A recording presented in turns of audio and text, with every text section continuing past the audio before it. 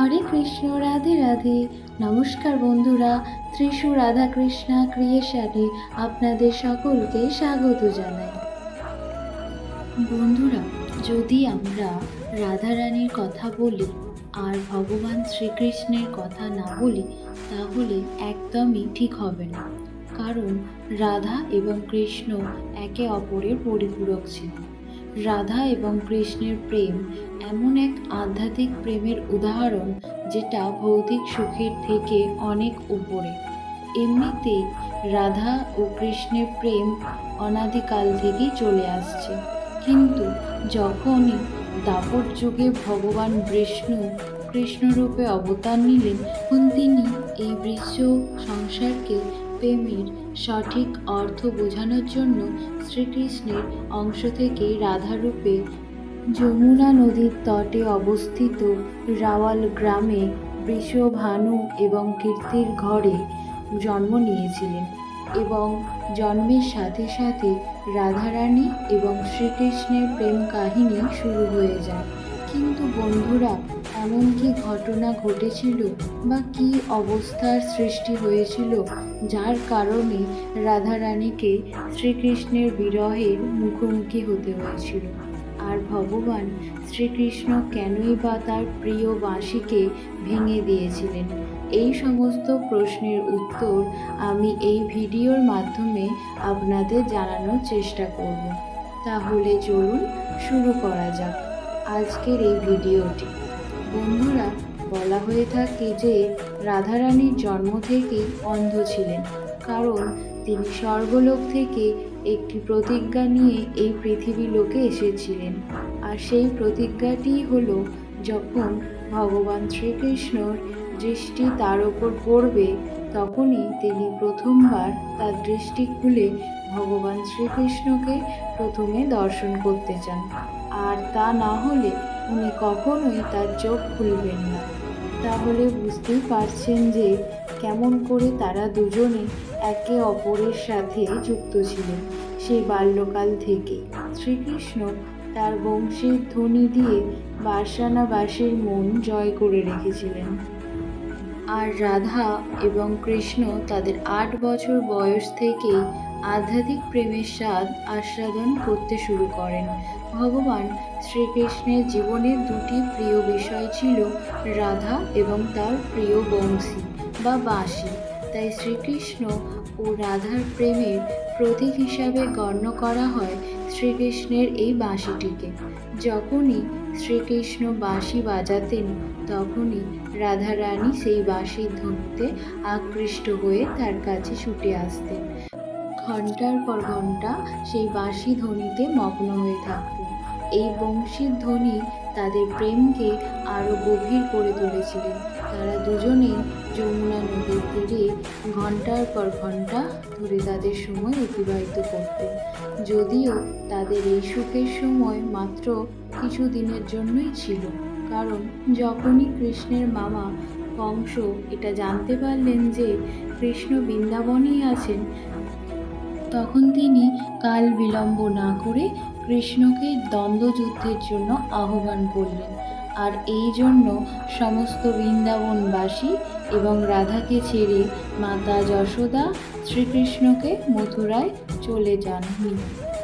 যদিও শ্রীকৃষ্ণ ও রাধা এটা আগে থেকেই জানতেন যে তিনি আর কখনোই বৃন্দাবনে ফিরে আসবেন না। তারা একে অন্যের সাথে আর কোনো দিন দেখা পর্যন্ত করতে পারবেন না। এই জন্য মথুরা যাওয়ার আগে রাধা শ্রীকৃষ্ণের কাছ থেকে দুটি প্রতিশ্রুতি চেয়ে নিলেন। এর মধ্যে প্রথম প্রতিশ্রুতি ছিল রাধার মনে সব সময়ের জন্য শ্রীকৃষ্ণের অধিষ্ঠান থাকবে, আর দ্বিতীয় প্রতিশ্রুতি ছিল মৃত্যুর পূর্বে শ্রীকৃষ্ণ তাকে অবশ্যই দর্শন দেবেন। এই প্রতিশ্রুতি দেবার পূর্বে শ্রীকৃষ্ণ এটা জানতেন যে রাধা শ্রীকৃষ্ণের অনেক বিরহে অশ্রু ঝরাবেন।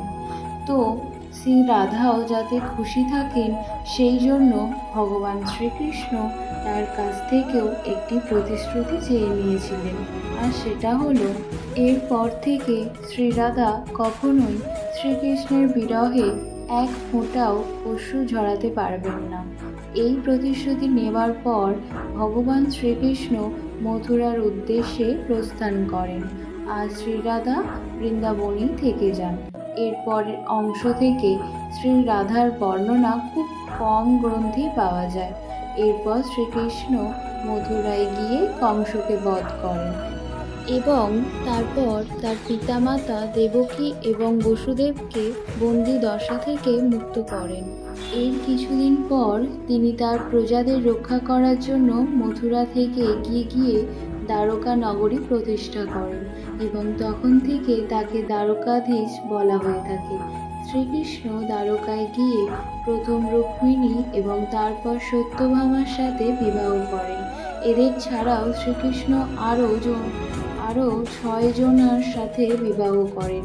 এই 8 জন পত্নীর মধ্যে রুক্মিণী শ্রীকৃষ্ণের সব থেকে প্রিয় পত্নী ছিলেন, যিনি শুধুমাত্র শ্রীকৃষ্ণের ছবি দেখে তাকে তার মনে স্থান দিয়েছিলেন। রুক্মিণী শ্রীকৃষ্ণকে বিবাহ করার জন্য নিজের ভাই রুক্মিণীর বিরুদ্ধে চলে গিয়েছিল, আর তিনি প্রেমপত্রের মাধ্যমে ভগবান শ্রীকৃষ্ণকে তার প্রেম নিবেদন করেন, তার সাথে পালিয়ে বিবাহ করেন, আর তারপর তিনি দ্বারকা নগরীতে ফিরে গিয়ে ভগবান শ্রীকৃষ্ণের সাথে সুখে শান্তিতে বসবাস আরম্ভ করেন। এরপর ভগবান শ্রীকৃষ্ণ তার দৈবিক কাজে লিপ্ত হয়ে পড়েন। এমনিতে রাধা ও কৃষ্ণের প্রেম কাহিনী নিয়ে অনেক প্রচলিত কাহিনী শুনতে পাওয়া যায়। তারই মধ্যে একটি কাহিনী হলো, মাঝে মধ্যে ভগবান শ্রীকৃষ্ণ ঘুমন্ত অবস্থায় রাধা রাধা রাধা বিড়বিড় করতেন, কিন্তু এই ঘটনাটিকে কৃষ্ণের সেই 8 জন পত্নী কখনোই ভালোভাবে নিতেন না। একবার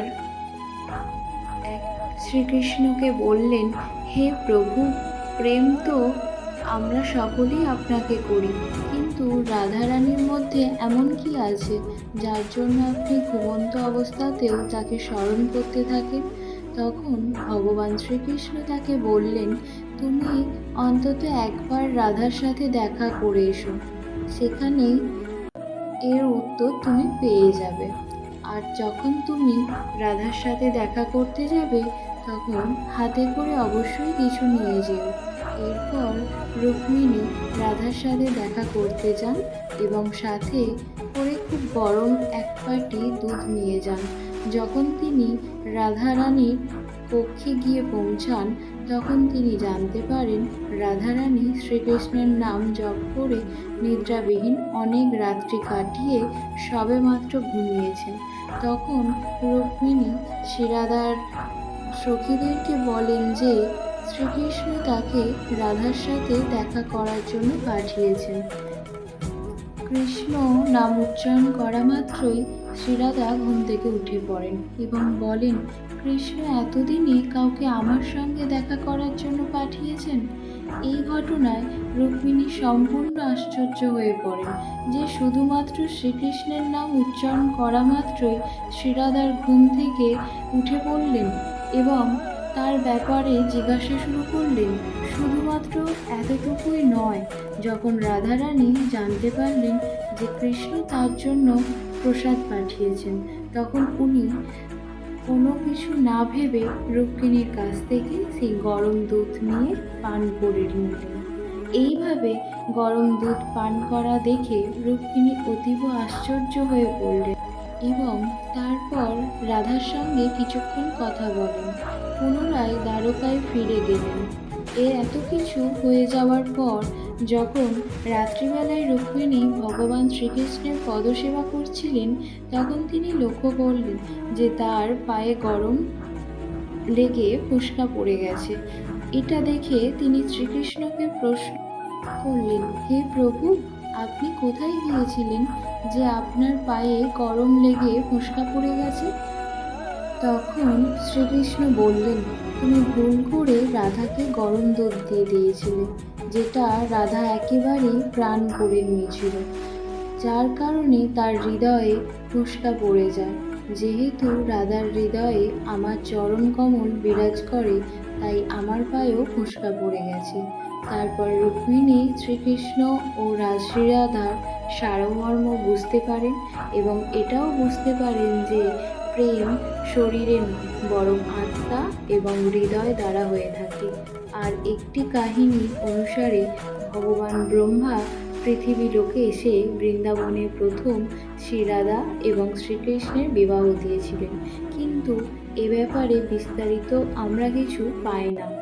এরপর বৃন্দাবনে শ্রীরাধা শ্রীকৃষ্ণের ভক্তির সাথে তার জীবন অতিবাহিত করতে থাকেন এবং এটা বলা হয়ে থাকে যাদব পুত্র অভিমন্যু বা আয়ানের সাথে তার বিবাহ সম্পন্ন হয়েছিল। এই অভিমন্যু বা আয়ানকেই ঋষি দধিজি অভিশাপ দিয়েছিলেন, যখনই তিনি শ্রীরাধাকে স্পর্শ করবেন তখনই তিনি ভস্ম হয়ে যাবেন। এর ফলস্বরূপ শ্রীরাধা বিবাহের পরেও শ্রীকৃষ্ণের সাথে স্বতন্ত্রতা পূর্বক জুড়ে থাকতে সক্ষম হয়েছিলেন। এর বেশ কয়েকটি বছর পর শ্রীরাধা যখন তার বৈবাহিক জীবন সম্পন্ন করে ফেলেছেন এবং যখন তিনি তার সমস্ত দায়িত্ব থেকে মুক্ত হয়ে যান, তখন তিনি ভগবান শ্রীকৃষ্ণের সাথে মিলিত হওয়ার জন্য দ্বারকা এসেছিলেন। দ্বারকাতে দুজনে দেখা হওয়ার পর তারা মৌন হয়ে নিজেদের মনে অভিব্যক্তির দ্বারা একে অন্যের সাথে ঘণ্টার পর ঘণ্টা বার্তালাপ করতে থাকেন। শ্রীকৃষ্ণ ছাড়া দ্বারকাতে আর কেউই শ্রীরাধাকে চিনতে পর্যন্ত পারল না। এরপর রাধা শ্রীকৃষ্ণের মহলেই থাকতে শুরু করেন এবং শ্রীকৃষ্ণ রাধাকে তার মহলে একজন দেবীর মতোই রেখে দিয়েছিলেন। সেই জন্য শ্রীরাধা তখন শ্রীকৃষ্ণের সাথে প্রেমপূর্বক বার্তালাপ করতে পারতেন, কিন্তু সেই সময় কৃষ্ণ তার রাজ্য পাঠ এবং অন্য সব কাজে ব্যস্ত থাকতেন, আর রাধা তখন পুরানো সেই কৃষ্ণকেই সব সময় মনে করতেন। আগের মতো কৃষ্ণ সঙ্গ না পাওয়ার জন্য রাধার মন আরও বেশি ব্যাকুল হতে শুরু করে, আর তিনি ভয় পেতে শুরু করেন যে কৃষ্ণের যে মনোহর ছবি তার হৃদয়ে স্থান পেয়ে আছে সেটা যেন মুছে না যায়। এই কিছুদিন পর শ্রীরাধা শ্রীকৃষ্ণের মহল এবং দ্বারকা নগরী ছেড়ে চুপচাপ চলে যান। এইভাবে আরও কিছুদিন কেটে যাওয়ার পরে যখন রাধার অন্তিম সময় উপস্থিত হলো, তখন তিনি শ্রীকৃষ্ণ স্মরণ করে তাকে প্রতিজ্ঞার কথা মনে করিয়ে দিলেন। রাধা স্মরণ করা মাত্রই কৃষ্ণ সেখানে ছুটে এলেন, কিন্তু শ্রীরাধার অত্যন্ত দৈন্যদশা দেখে তিনি খুবই আকুল হয়ে পড়লেন আর রাধাকে তার অন্তিম সময়ে তার কাছে কিছু চেয়ে নিতে বললেন। সেই সময় রাধারানী তার কাছে একটাই ইচ্ছার কথা প্রকাশ করলেন, তা হলো এই অন্তিম সময়ে তিনি শ্রীকৃষ্ণের সেই রূপ দর্শন করতে চান যে রূপ তিনি বৃন্দাবনে সবসময় দেখতেন। তিনি শ্রীকৃষ্ণকে অনুরোধ করলেন যেন যে সেই রূপ বাঁশি আর একবার বাজান, যে বাঁশির ধ্বনি তিনি বৃন্দাবনে শুনতে পেতেন। রাধারানী কথা রাখার জন্য তিনি তার বাঁশিকে বের করেন এবং মধুর সঙ্গীত বাজাতে শুরু করেন। এই সঙ্গীতের সুরের সাথে সাথে রাধা এবং কৃষ্ণের চোখ থেকে প্রেমের অশ্রু নির্গত হতে শুরু করল। তারপর থেকে কৃষ্ণ দিন রাত বাঁশি বাজাতে থাকে যতক্ষণ পর্যন্ত না রাধার দেহ ত্যাগ করে আধ্যাত্মিক রূপ ধারণ করে, কৃষ্ণের সাথে বিলীন না হয়ে যান। তো এই ঘটনা শ্রীকৃষ্ণের মনকে এতটাই বিচলিত করেছিল যে রাধা রানী মৃত্যুর পর তিনি তার প্রিয় বাঁশিটিকে সেখানেই ভেঙে ফেলেছিলেন। বন্ধুরা, এভাবে ভগবান শ্রীকৃষ্ণ রাধারানীর মৃত্যুর সাথে সাথে তার প্রিয় বংশীটিকে সেখানেই ত্যাগ করলেন। আসলে শ্রীকৃষ্ণের বংশী এবং শ্রীরাধার মধ্যে একটি অভূতপূর্ব মিল ছিল। এই বংশীটি তাদের দুজনের প্রেমের প্রতীক ছিল, তাই শ্রীরাধার মৃত্যুর পর ভগবান শ্রীকৃষ্ণ বংশী তো দূরের কথা, কোনো বাদ্যযন্ত্র ছুঁয়েও দেখেননি। প্রিয় শ্রোতা বন্ধুরা, আজকের ভিডিওটি এই পর্যন্ত। যদি আমার চ্যানেলে আপনি নতুন হন তাহলে অবশ্যই সাবস্ক্রাইব করে পাশে থাকা বেল আইকনটি ক্লিক করে রাখবেন এবং আমার এই আজকের ভিডিওটি আপনাদের যদি ভালো লাগে তাহলে নিচের কমেন্ট বক্সে অবশ্যই কমেন্ট করে জানাবেন। যদিও এ ব্যাপারে আপনার কোনো মতামত থাকে বা অন্য কোনো ঘটনা আপনাদের জানা থাকে তাহলে অবশ্যই জানাবেন। জয় শ্রীকৃষ্ণ।